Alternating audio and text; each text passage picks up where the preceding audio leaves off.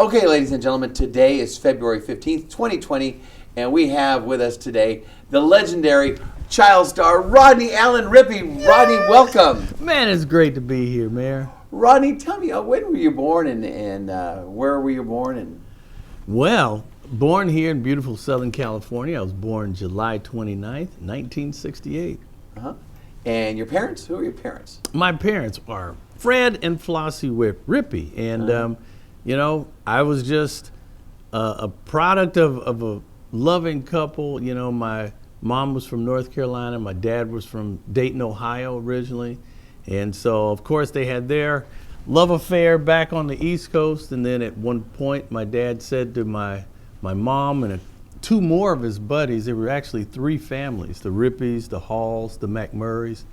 And my dad and two of his buddies said, hey, let's go out west. I hear there's work out there. So all the guys had families, and they all decided that they were going to make a trek to California. And so then I was, you know, born here in Southern California, and the rest has been history, man. It's been amazing.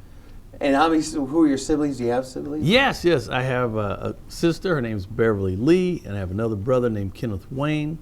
And, you know, it's just one of those things that, you know, you start out as just a normal family, and crazy things happen, and then, you know, it's amazing. Well, crazy. Yeah. It did happen to you, and in a big way, and at a very, very young age.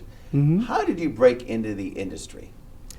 You know, it was just an amazing time. You know, it was 1972, and I was just this little boy living on the west side of Long Beach, and it started out one afternoon. I was actually watching The Little Rascals, and so my mom's in the kitchen and doing dishes, I believe, and I keep laughing. I'm in the living room, and I just keep cracking up, and my mom comes in, and she goes, "What's so funny?" And I say, I was watching Buckwheat. So my mom's like, "Oh, you like Buckwheat, huh?" And I'm like, "Yeah." And so she goes, "You wouldn't be afraid to be on TV? You think you could do that?" And I'm like, "Yeah." And over the years, I realized what had happened. I literally envisioned myself as one of the gang. So whenever I'm watching them on TV and all the antics and things that they were going through, I felt like I was with them, and so I was one of the gang. So how old were you back in that day when this conversation happened with your mom? This was 3. This was 3 years old. Yeah. And so my mom started making a few phone calls, and before you know it, my mom had me, my brother and sister, we were all signed up with an agent in LA. And it was one of those things that no one could have ever imagined. You know, my sister, she did a commercial for Banquet's Fried Chicken. She was the first one out of the pack to actually hit a commercial. And we all were out auditioning. I hadn't auditioned yet. My brother and sisters were out. And so one day the phone call came in, and from my agent, Dorothy Deotis, and I was able to get a call for Jack in the Box, the fast food chain. Yeah. And that's when things really took off. Well, yep, that's when it happened. My very first audition was the Jack in the Box commercial. Yeah. And so I went in, and I'll never forget it. It was amazing because my mom took me to the audition, and when we walked in the door, there were 100 kids there. Yeah. I mean, boy, girl, cute kids with bow ties, and girls with their hair in pigtails. And my mom was like, "Oh my goodness, look at all these cute kids." And you know, my mom, she just had a way about her that was just amazing. And so she said, "Wow, Rodney, your very first audition, and look at all this competition." She goes, "Well, sweetheart, just do your best." And so we were sitting there in the lobby. I had went and signed in on the list, and my mom was thinking. She was like deep in thought. And she goes, "Rodney, I smell food. I think they're gonna give you food." I'm like, she goes, "Can you smell it?" I'm like, "Yeah." And so she's like, "Whatever you do, I don't care what they put in front of you, don't touch it. Don't touch it unless they tell you." And I was like, "Okay." And she goes, "And remember, keep your elbows off the table and sit up real pretty, and just and remember, don't, if you eat anything, don't talk with your mouth full." And I'm like, "Really? Okay, I got it." I'm like, "Okay, Mom, I got it." She goes, "Tell me everything again." I'm like, "Take my elbows off the table, don't eat with my mouth full. She goes, okay, I think you got it. So soon they called my number and they said, okay, Rodney Rippy. So my mom's like, come on, man, let's go. So we walk to the door and my mom squats down and looks at me and she says, I can't go any further, Rodney. This is as far as I can go. You're going to have to do this. She goes, I can't go in there with you. Yeah. And I'm like, okay. She's like, okay, remember what I told you. Don't talk with your mouth full. She kisses me on the cheek and pats me on the back, and the lady takes me in the hand, by the hand. I walk in and they shut the door. Yeah. And so if you actually go on YouTube and you type in Rodney Allen Rippy and you put Jumbo Jack, you're actually going to see my very first audition. Okay. That became the first commercial for the Jack in the Box. They actually used The audition. the audition for the commercial. The actual audition went so well, it was so natural. They loved it, and that's how the whole trilogy of commercials started for Jack in the Box. So tell me something. So you go on there, you do the audition, and then it runs for the first time, and you see it for the first time on television. What are you thinking?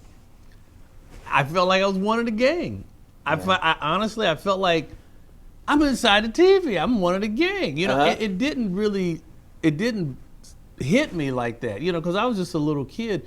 But everyone in Long Beach went nuts because once the commercial campaign started going, and I mean, it really blew up. I mean, it blew up. It went crazy, and then you became the spokesman for Jack in the Box. I did. How many years that ended up turning into? 14 years. 14 years. Yep. And we did a series of commercials. We had, they did a contest to be in a commercial with me. So, and it's really funny because I met this guy. It was being a commercial with Rodney Allen Rippy sweepstakes. Oh. And the crazy thing was Sears was involved, and they were giving out bikes to kids that won certain drawings, and then there was one grand prize. Somebody got to be in a commercial, and they were T-shirts and all types of giveaways that they were doing. It's amazing. So back then, if you don't mind me asking, sure, what was the pay like for a childhood actor, first commercial? Yeah. Ever? What was that back then? You know what? I'll tell you, I don't Double know. Jack fries and a Coke. It was pretty close, pretty doggone close. But you know, it did everything it was supposed to do for me. I mean, and think about this. Back in 1972, look at your typical NFL player. Yeah. Were they making $30 million? No. I mean, they were making, if they were close to making $70,000, you know. And so if you look at that in hindsight, what the entertainment industry was paying back then, it did all it could do for that. But I'll tell you what, I was very blessed.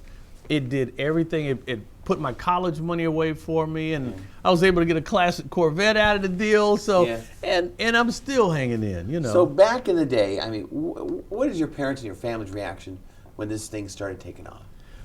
Funny. We were a middle-class family living on the west side of Long Beach. My dad worked for the city of Long Beach. He actually was a trash man. Okay. He worked in the sanitation department, and nothing changed. It was really funny how when it happened, we lived at this little house on the west side of Long Beach, and nothing ever changed. I don't care. I was on Dinah Shore and Mike Douglas and Johnny Carson and Merv Griffin, and the commercial campaigns were running like crazy, and TV show after TV show, $6 Million Man and Police Story, Dr. Welby, MD, all the hottest shows, I did all of them. And we lived in that same little house right there on the west side. Yeah. And it was just that my family, they were not entertainment people. My dad was just a do-it-all kind of guy. My mom was a housewife, and it was a very normal life. It was bizarre, but very normal. Yeah, it was very normal. But your life's got to change. I mean, you were just a little kid. Yeah. And then you're put in this industry. I mean, how were you feeling back then? I mean, how did your life change? It had to change somehow. Believe it or not, I went to a public school. Right down the street from my house where I lived on the west side was John Muir Elementary. Yeah. And I went to John Muir. Actually, I would walk to school. My mom would walk out to the fence and watch me walk all the way down the block into. So even though you were in the industry, they didn't take you out and put you in a private school or nope. tutor or any of that. You still remained. Nope. The only time when I had to miss school was when I was on the set. And when I was on the set, a lot of people don't know. They think like little kids, if they become a star, that they blow school off. No, you can't get a work permit unless you keep your grades above a B level or C level. I think it was B or C level. And so when you're on a set, you actually have a tutor that is, keeping you up to, par with your schoolwork. So whenever I would work, when I would do shows like the $6 Million Man or whatever, if I was not in school, there was a teacher on the set and I would get my homework assignment from my teacher and give it to him. And so I was always in school. I never missed anything. You can't.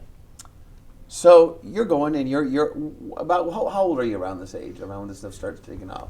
I was it started when I was 3.5. When the Jack in the Box commercial started, how old were you then? 3.5. 3.5, really? Okay. I was 3.5. Okay. So that gets going, and then you start going on Merv Griffin, Dinah Shore, and Mike Douglas, all these big shows. Yeah. And a 3-year-old, I imagine, don't even know who these guys are. I mean, what are you thinking? You're on national television, and they're interviewing you. What are you thinking at this point? It was just like, oh, well, I'm just doing this or whatever. Well, no, I took it, honestly, at the age of 4, I knew it was a serious business because my mom, my mom had very candid conversations with me. She said, Rodney, do you see all these people and all these lights and things? She goes, it costs a lot of money for all this stuff to be going on.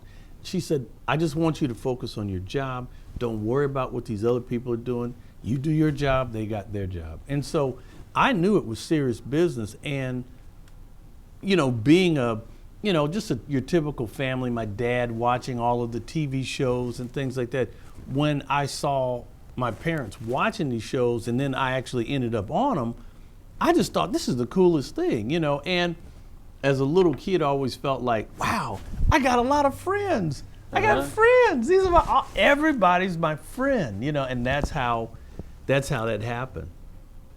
Now, you have worked with some tremendous stars over the year. And you've met a lot of people over the years. Yeah. Tell me the story of Sammy Davis Jr. Well, I actually worked with him. I had to do a TV show, and we did a dance number. Me and Sammy Davis, the great Sammy Davis, we actually did a dance number together. So it was kind of like a tap dance deal, and I was actually there.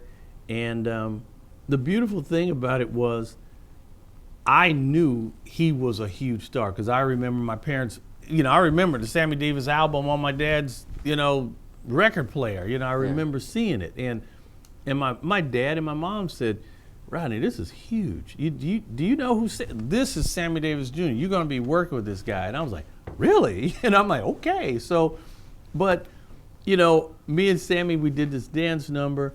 And Sammy was sick, actually. He had a cold. But we got through the dance number together. And at the end, he said, he said, kid, it was great working with you. He goes, you remind me a lot of myself when I was your age. He goes, it's great working with you. He goes, I got to go. I got a terrible cold. And he left.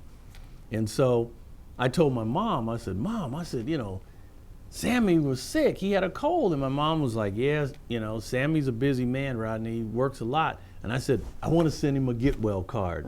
And my mom was like, oh my gosh, Rodney, why do you ask these things? And so she said, okay, I'll see what I can do. No promises. He may never ever get it. So we go and we pick up a get well card from the local thrift store. And local thrifty store. Yeah, thrifty store. That's right. Went down Thrifty's downtown Long Beach, right there on Pine. There we go. Okay. Pine, right there off Ocean. And so we go home, and me and my little chicken scratch, all right, get well. And my mom sends it off to my agent, and then a few weeks goes by, and Sammy sends me this beautiful autographed, hand-signed letter, Yeah. Why do you think, let me take you back to those Jack in the Box commercials. Why do you think your Jack in the Box commercials were so endearing and loved by the public so much? What made them so popular, you think? I just think that it was you know, back in that era, back in the 70s and mid 70s, the commercial campaigns were very thoughtful. The creative agencies were pumping out some really incredible creative, you're talking about things like, well, you're going down the line like the Mean Joe Green ads and things like that came later than that. But it just kind of resonated with the people. And I was this little kid and I'm grappling with this big gigantic hamburger, and it all was very natural, and it was just, a very big blessing. Everything just happened to fall into place. What impact did your parents have during this whole era and you growing up? Well, it was, I had a loving family. I had a supportive family. Actually, to be very truthful about it, after I hit the Jack in the Box campaign, it blew up, and my mom sat me and my brother and my sister down and said, hey guys, how do you like it? Okay, Beverly, you worked. Kenneth, you did some stuff. Rodney, you got the Jack in the Box spot. How do you kids like it? And my brother and sister looked at each other and said, Mom, we don't like it. And my mom was like, really? Why? And, oh, we don't like it, the makeup and the lights and the people. We don't like it. Let Rodney do it. We'll support Rodney. And my mom was like, really? You don't want to do it? And they were like, no, not really. So at the age of 3.5, my mom looks at me and she goes, Rodney, look, if Kenneth and Beverly don't want to do it, I know you probably don't, just let me know. We can wrap this thing up, because it's not for me. She goes, this is for you. She goes, I want you guys to do it. You can put money away for college or to do whatever you need to do. But my brother and sister said, no, they didn't want to do it. So my mom said, tell me now, Rodney, do you want to do this thing? I'm getting hamburgers. I'm like, of course. I'm eating hamburgers. My mom's like, okay, I'll continue to take you to the auditions and things. She goes, as long as you're having fun, we'll do it. She goes, when it's no more not fun for you, just let me know. And till this very day, it's been a blast, and it still is. I've known you a lot of years, and one thing that I'm amazed at is, child actors, some of them end up coming out pretty screwed up.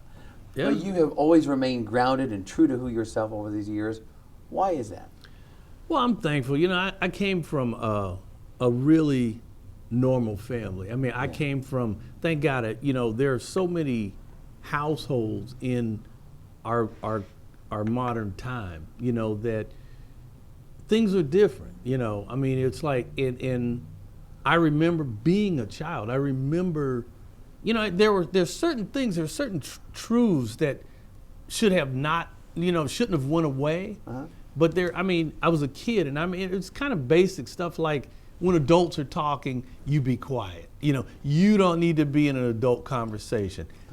Be a child. We're handling all the heavy lifting. You just enjoy yourself. Did they keep you pretty much sheltered back in the day when you were out working? Was it work, and then they'd, kind of keep you away from the crazy industry of Hollywood and the drug scene and the drinking and stuff sometimes happens? Well, I tell you what. Any typical parent who loves their child, be it in sports, the entertainment, I don't care if you're building robots or whatever, you don't just turn your child over to somebody and just, take little Johnny, and I know you're going to take care of him. People are strange these days. And I had the type of mom that was right there. And matter of fact, people remember my big, gigantic afro, right? Yeah. Funny story. I had to do a TV show one time, and and there was a lady there, and they have a hair and makeup person, and she was a Caucasian lady, and so she's like, okay, and so she's combing my hair gently, and my mom was sitting there watching this whole thing, and she's like, are you okay? And she goes, I'm just trying to get it perfect, like, Miss Rippy, you do such a wonderful job. And my mom's like, yeah, well, all you gotta do is just kind of, and my mom's like, do you have a pick? And she's like, a what? A pick. And so she's got some kind of comb that she's combing my hair. And my mom's like, sweetheart, do you have a pick? And she's like, she's digging in her bag, and my mom goes, hold on for a second. My mom reaches in her purse and she pulls out the good old pick, and she's like, hold on for a second. And she picks my hair all out and blows my hair out. and then she takes, and the lady's like watching, and of course the director's watching because they're waiting for me to get prepped for the shot. And my mom, and she's like, well, how do you get it so round? And my mom goes, watch this, and she takes out a handkerchief and throws it over my head, and she pats it perfectly round, and she lifts it off my head. And the lady, and it's like, da-da-da, and the lady's like, oh, wow.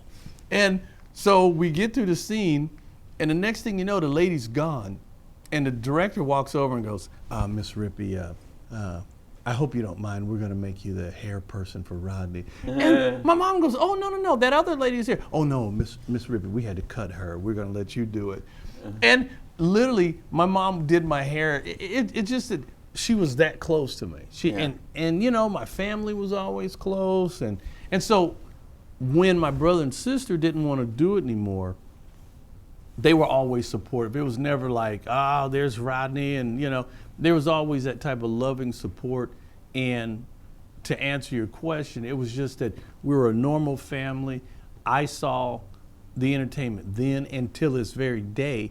It's a job. You go in, you perform, you deliver, and when they say cut, it's cut. You're not that person on screen anymore. You're not that whoever it is. I don't care how nasty or vile or funny or whatever, you become you once they say cut.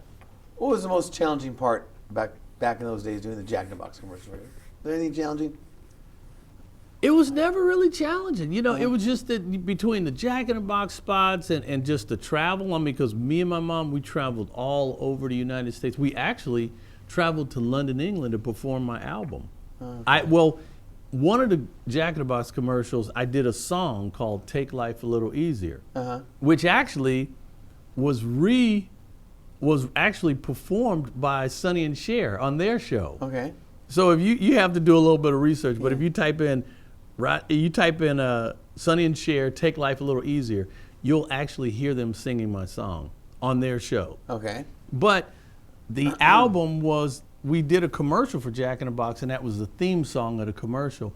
It later turned into an album, and the album it went on the billboards. And the album that song became so catchy that somehow mysteriously it jumped on the Billboard charts, and I actually hold the record for being the youngest person to ever chart on Billboard. Wow. Yeah. What did you like most about those years?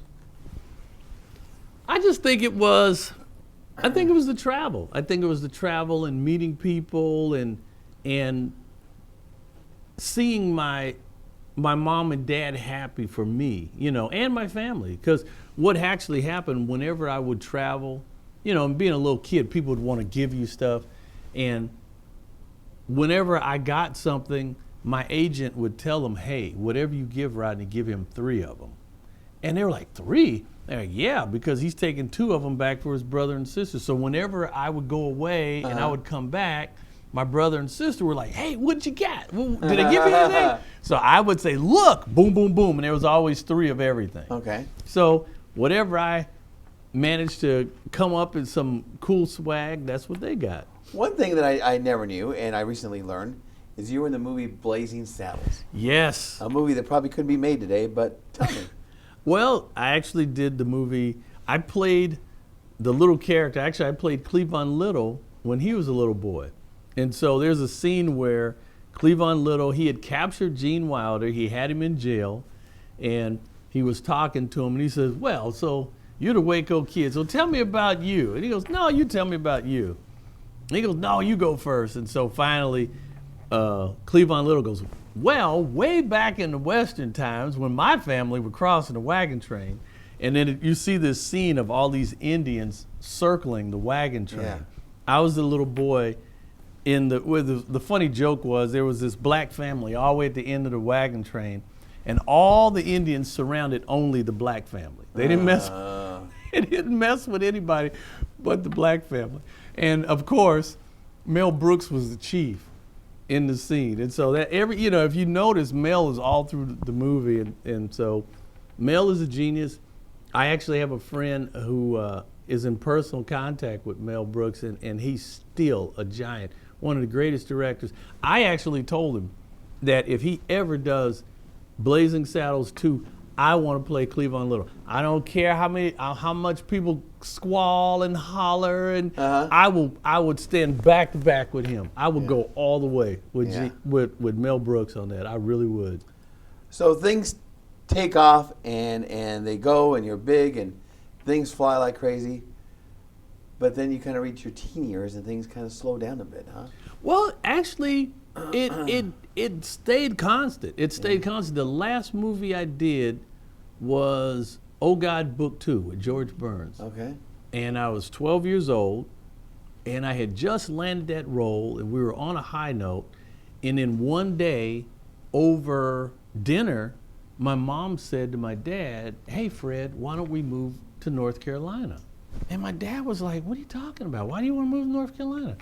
And my mom was like, "Well, I just think that it might be time. We've been out here for so many years, and Rodney and the kids don't know their cousins, and I think we should move home." And my dad was like, "Man, we're not going to North Carolina and deal with the weather and stuff." So then maybe another month goes by, and she brings it up again. And lo and behold, we did not later find out, but my mom was sick. She had cancer. And so she wanted to move back to North Carolina to be closer to relatives. Okay. And before you know it, my dad just, it was like the light came on and he was like, "Yeah, maybe we should move to North Carolina." And then poof, we moved to North Carolina. So in 1980, I moved to North Carolina. And so that's where I disappeared out of the industry. Yeah. And I was just with the family. And so, my mom, of course, we didn't know she was sick. We just thought we were moving to North Carolina. And we later find out that she was sick. And so she actually, it went into remission, and then it came back, and then she passed away in 85. And so I actually, she passed away right when I was a senior in high school. 16, 17, huh? Yeah, I was a senior in high school. And it was, but what impact huh? did your mom have in your life? Man. Well, she was my rock, and she literally gave me, I've told people this, and it's true, she gave me enough in 18 years to carry me an entire lifetime. Wow. And literally, we had that conversation when she was in the hospital, and she said, "Well, what are you going to do?" And I said, "Well, Mom, I'm going to be graduating pretty soon." And she said, "Well, didn't you want to go back to California and go to college?" I said, "Yeah." I said, "But Mom, I got to make sure you're going to be all right." And my mom looked at me and she said, "I'm going to be fine, and you're going to be fine." She goes, "No matter what happens to me, you're going to be fine." And I knew then that was the talk. And so, and sure enough, she passed away, and I stayed in North Carolina for about another 2 years to make sure my pop was fine. And then I made my decision. I said, "Hey, I'm going back to California." So Take me back to Cali. I'm going back to Cali. So at the age of 19, I jumped in my little 1968 Mustang and put my clothes in the back seat, and I headed 40 West. And your dad's still around, doing very well. Recently had a birthday? Yes, God bless him. Yep, Pop just had a birthday, and he's 86 and doing great. He's back in North Carolina. So let's go back again. Tell me some of the other stars that you had the opportunity to work with. Wow. Well, the other stars, of course, from $6 Million Man, Lee Majors. Yeah. Worked with Lee Majors. Worked with, the guys from The Odd Couple, Oscar and Felix. Worked with them. Yeah. Tony Randall, man, and did all the shows. Mike Douglas, Dinah Shore, Merv Griffin. Did the Oprah Winfrey Show. That was later, but. So looking back at all these years, I mean, doesn't it just amaze you of the tremendous career you had? Well, yeah, I just, it was a fun time, and for me, it was just a setup. I mean, that was like the first step, because now I'm working on other projects, I'm doing things with people, and constantly developing, constantly thinking. And the name Rodney Allen Rippy has turned into a household name, even today. I was fortunate. Yeah, I mean, it just happened, and nobody could have ever predicted something like that happening, but it did. You even had your own toy. Yes, yep. Had the Rodney Allen Rippy doll that was produced by Mattel Toy, and a lot of great stuff. Album? Yeah, my album, Take Life a Little Easier, on Bell Records. T-shirts? T-shirts, that was promotional gear from Jack in the Box. Hopefully, you know, I'm working on some things right now with Jack in the Box, and me and some creative people in my team, we're trying to put together some engagement and some creative things for Jack in the Box, and we'll see where it goes. Do you like Jumbo Jacks? I do. Yes, I do. I like, every once in a while, I try not to eat too many Jumbo Jacks, you know, try to keep healthy here, you know, but every once in a while I got to grab one when I'm on the run, you know. Who's the star that has starstruck you the most that you've worked with that you go like, wow? Golly, boy. You have a favorite? Well, actually, I met Halle Berry. That was pretty good. But oh yeah. I met Halle Berry at the very first TV Land Awards. Yeah, okay. I bumped into her. That was pretty groovy. But yeah, that was fantastic. So how do you feel when there's like a really big star and they look at you and they go, "Aren't you that kid, that Rodney Allen Rippy?" How does that make you feel? Well, you know, I feel blessed that people. Well, I mean, you got people like Samuel Jackson. I mean, I met Samuel Jackson at the Four Seasons in Beverly Hills one day, bumped into him and we started talking. And he told me, "Man, you're the reason why I'm in television." And I was like, "You didn't just say that." I was like, "Are you kidding me?" And he goes, "No." And Samuel Jackson literally said, 1972. And I said, "Yeah." He goes, "I moved to California in 1972. I'm like, "Okay." And he goes, "I was in a little raggedy apartment, a one-bedroom apartment in the heart of Hollywood, and I was trying to get auditions. I couldn't get an audition." And he goes, "And I used to sit there on my couch and watch you eat that hamburger." And he goes, "You gave me inspiration to keep going." And I was like, wow, you know. You know, today I see you and you're one of the most kindest, humble men I know. Very inspirational. No. What keeps you going? Well, you know, actually, I have to be honest. Because some people can become disgruntled. Are you kidding me? That's nothing. Listen, let me tell you something. Yeah. I'm sure you've probably heard these stories about child actors and this and that, and then they become. I never had any experience like that. The people were wonderful. They treat you like a king. They're feeding you. They got people combing your hair and putting makeup on you, and you're okay, and rubbing your shoulders, and hey, are you hungry? Are you thirsty? How could you possibly come from that and go, this was a horrible experience?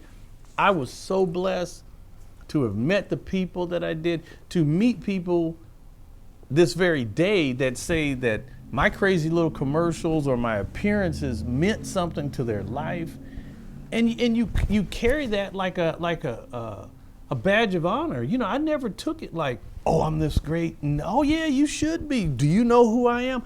I've never felt like that. I felt like it was a very blessed situation, and what kept me grounded is just having godly parents and people who are real. I don't have fake people in my life. I know people. I know the good, the bad, and the ugly right now. I just know how to stay away from the bad and the ugly. You know, I try to stay focused with good people, do good things, and just keep moving. So what impact did God have in your life during this, or even today? Well, you know, it's just, you know that without him, you're nothing. Without him, you're nothing. Every great opportunity that comes into your life, you know, who deserves this type of a run? You know, nobody really deserves it. And so I look at this thing and I go, man, I was very fortunate. And till this very day, I still meet people and we can laugh and reminisce and go down, you know, memory lane, and the best is yet to come. What advice would you give somebody who maybe is breaking in the industry right now? Always reinvent yourself. Always keep working. Never wait on an audition. I mean, I'm constantly thinking, constantly trying to create. I got so many packages in my computer, movie ideas and concepts and different things that I'm constantly working on, and people. I mean, I've got so many different people. I mean, I got my buddy up the street, James Andrew, he's here in La Habra, beautiful La Habra. He's one of the tailors here in town. And he and I were knocking around this show called Tailor Wars, you know, reality shows. I'm co-executive producer of the Country Soul Music Awards. I'm working on another project with another friend of mine, Bill Montgomery, called Hidden Pioneers. It's about people who've done great things that have been hidden behind the scenes, and we want to, you know, spotlight these people. And they're just my own personal projects. I have tons and tons of things that I'm looking to do, and hopefully maybe me and you can do something and get this radio thing going, right? Heck yeah, man. We want to get a little radio station cranked up here in the city of La Habra. How would Rodney Allen Rippy like to be remembered? You know what? Probably as one of the greatest producers around. I want to get into producing and producing projects. Still want to act, of course. You know, it's always in your system. But I just want to be remembered for doing good things and having a heck of a lot of fun doing it. Fill in the blank. Rodney Allen Rippy is happy, blessed.